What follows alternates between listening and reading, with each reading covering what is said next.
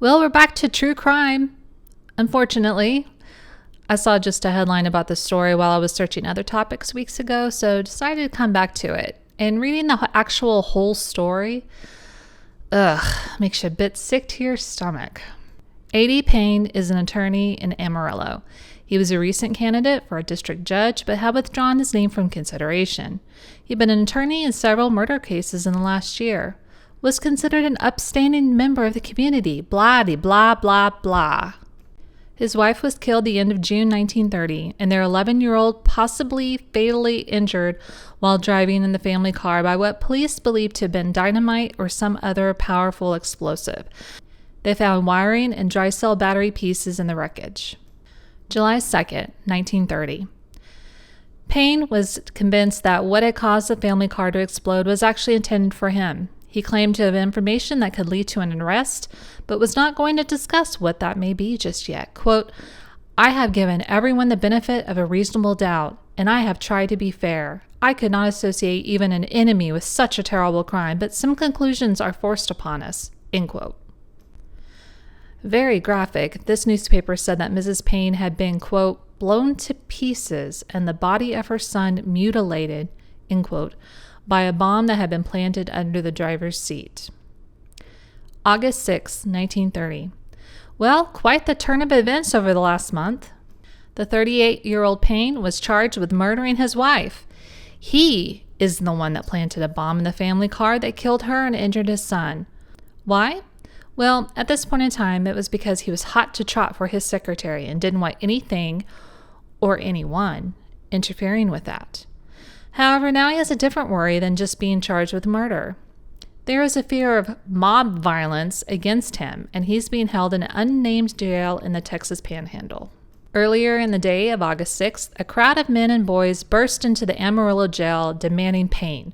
The officers escorted the mob through the jail, showing them that Payne was no longer there but was now in Pampa. So off the mob goes in a little parade heading to Pampa. But in anticipation of such an event, Payne had been removed from Pampa and I believe went to Stennet. So how did the arrest and charge come about? Two reporters actually brought the man down. Gene Howe, Amarillo Globe editor, and A.B. McDonald, reporter with the Kansas City Star. Payne had, for some reason, asked them to help with the investigation. So help they did. After his former secretary, Mrs. Verona Thompson, a widow, told the reporters that Payne had committed some hanky-panky with her, well, stuff hit a big old fan. The reporters told the DA, his name was E.W. Thompson, what they had learned from Verona, and boom, arrest. Supposedly, Payne told Verona that he had promised to marry her after, quote, taking care, end quote, of his wife. Payne, as of this date, denies the murder charges and also that he had any relations with that woman, Verona. So what exactly had transpired that horrible day in June? The car was destroyed on a downtown Amarillo street on June 26th. The son has recovered, I never saw any description of his injuries, and told the police, quote, that while his father generally drove the car each morning, on the day of the blast, the lawyer walked, asking Mrs. Payne to take the children downtown later, end quote. The youngest daughter, Bobby Jean, wanted to walk with her father to his office that morning, so she did. Before the son and Mrs. Payne reached Mr. Payne's office, the son said that his mother said, quote, "Daddy told me to drive faster if it smelled smoke," end quote. And then a minute later, the car blew up. Mrs. Payne was thrown through the top of the vehicle and killed. The son, again very injured in the explosion, still refused to believe that his father could do such a thing. Liddell, age 13, the oldest of the children, and who had been home cooking when all of this happened, believed her father to be innocent. Quote, "I would not believe it even if Daddy told me it was true," end quote. The youngest daughter, Bobby Jean, age 9, had not been told yet. Payne had been questioned during the gap between the accident and now, August 6, and even offered a $5,000 reward for information. Verona, his side piece, said, quote, "The good Lord must have had me by the hand. He might have killed me as he did his poor wife," end quote. Really? You want to not make this about you right now? Supposedly, the plan was to marry Verona and take her to South America. The pair had made many trips out of town, and he became so enamored of her that she ended up quitting his employ, but didn't quit the relationship.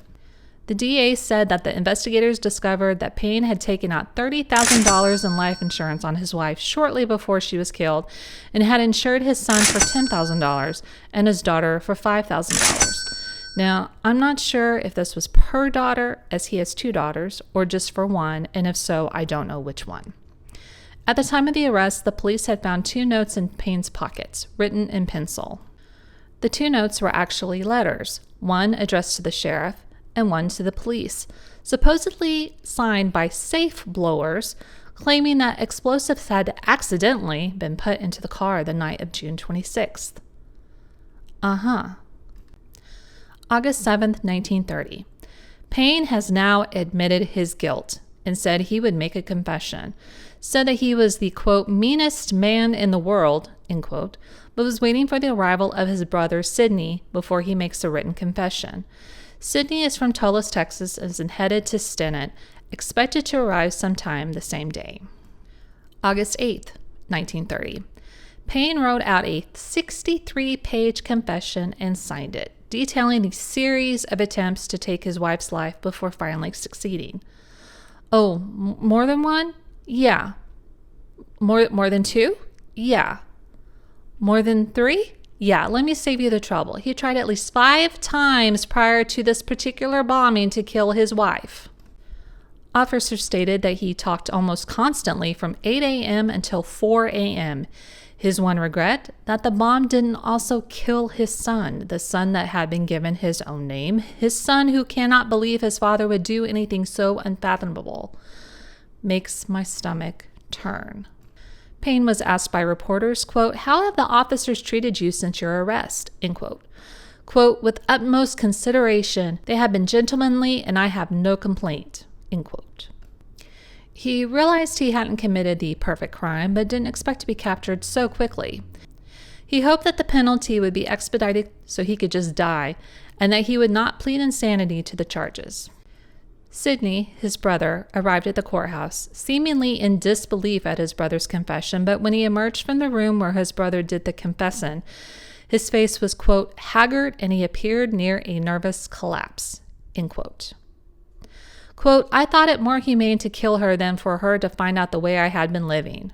Were she alive today, I would again try to kill her, end quote. Quote, I love Verona Thompson more than anything. She is the most beautiful girl I have ever known. She is as pure as the driven snow. I am not crazy. I am the meanest man in the world. I don't expect any mercy from the courts, and I do not deserve any. I am headed for the hot chair, and the sooner the better. The affair was supposedly only one of the reasons for the murder. He said that the family had been in financial difficulties and that getting the insurance money was one of the motivations. August 9th, 1930. Allegedly, his confession is so brutal that it will not be given out in full, according to one of the newspapers. Quote, if we allowed all of it to be disclosed, we would never be able to try Payne in this county. The prejudice against him would be so strong, end quote, said Edward Thompson, district attorney. Quote, another reason is that we are afraid that if the people learn everything, they might lynch Payne despite what we think are mob-proof jails. Payne did say that he was sorry. Again, he did not succeed in his attempt to murder his 11-year-old son, A.D. Payne Jr. Quote, I hate him, end quote, was his explanation. I am so confused by this and feel so horrible for his son. First, Payne says he wanted his son dead so that the son wouldn't have to live with the weight of this. Then he says he hates his son. Then he says he doesn't want his son to turn into him. Payne asserts he still loved Verona. Quote, even if she did betray me, I love her so much that if I were free today, I would crawl to her and tell her I love her, end quote. Quote, I love her enough to murder for her, and I will still be loving her when I walk to the electric chair, end quote. Apparently, during his confession, he made a guessing game out of it, wanting the police to each take a guess on how he did it, as if he was proud of his own ingenuity. This makes me sick that he found joy in having officers take guesses about all of the times he tried to kill his wife before he actually succeeded. Quote, I tried 4 different times to kill my wife before I hit upon the dynamite scheme. My first attempt was by poison. I studied the workings of several different kinds of poisons, but I could not find one that would make her die so easily that her death would not attract suspicion. I didn't want her to have convulsions as suspicion might be aroused. Did an inquest. The discovery of poison in the hot chair for me. I bought a mild poison and gave her several doses of it, but it only made her sick. I next tried to asphyxiate her with gas in our home. For 5 straight hours, I had the gas turned on while she slept, and I waited in another room for her to die. But every time I went in to see her, she was still alive, so I gave that up.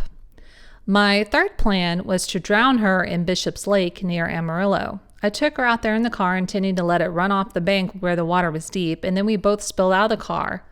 I intended to hold her head under till she was dead, and then I would swim out, and everyone would think it was an accident.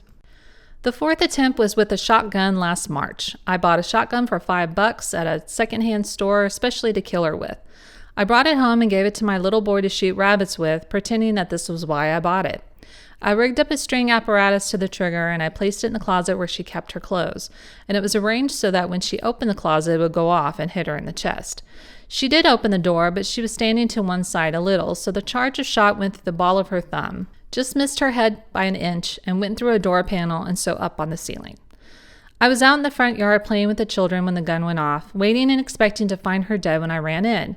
The explosion came and I ran in, and she was only shot in the hand. I clasped her in my arms, pretending to be greatly excited, and stanched the flow of blood, cried to the children to telephone for a doctor, rushed into the closet as if searching for a rag to put on the wound, and there I had time to remove the contrivance by which the trigger was pulled, and so I got away with that. The fifth attempt was with dynamite, and I don't wonder that you 5 men have been unable to guess how that worked, for I made 3 different attempts to kill her with the dynamite before I succeeded. As I said, I put the 3 sticks of dynamite in a sack of grain, and they were there a whole month without exciting suspicion.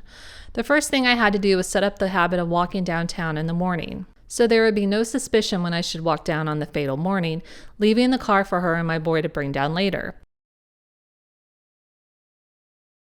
People have wondered why the night before the killing I backed the car into the garage. That was so I could go in there early next morning before my wife was up and attach that string to the pick and light the flame of the oil can. When my wife drove that car out that morning, the string, tied in a noose around the pick handle, slipped off. This let the rubber band pull the end of the fuse just far enough so it was right over the flame of the oil can, and it immediately caught fire.